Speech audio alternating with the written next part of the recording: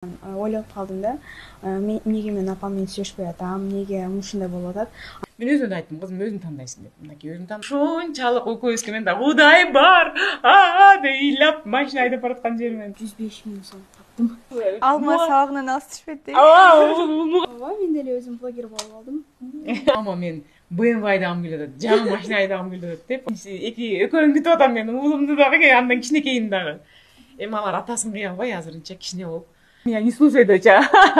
Атаң экөөбүздүн мамилебиз башка, сен атаң менен мамилең башка. Көп нерсени сүйлөштүк, көп нерсе бар экен ортобузда айтылбаган. Ошонун баарын тең айтып. Эмне болду десем, мама иш чаптап атам дейт. Жош элемин деп ойлоп атам, бирок мен жош эмесмин да. Дуа айтып, ошо жогу дубаңар Кудайга жетип, Кудайым ушу өзү алып келип бергенине Кудайга миң мертебе шүгүр. Сонун, эң сонун. Рахмат. Чоң рахмат. Бүгүн ыйлабайбыз Гүлзат эже. Бүгүн жалаң гана кубанабыз анткени бүгүн сизди менин кызыңыз менен көрүп абдан кубандым. Кетпегиле, ыйлатпагыла апаңарды.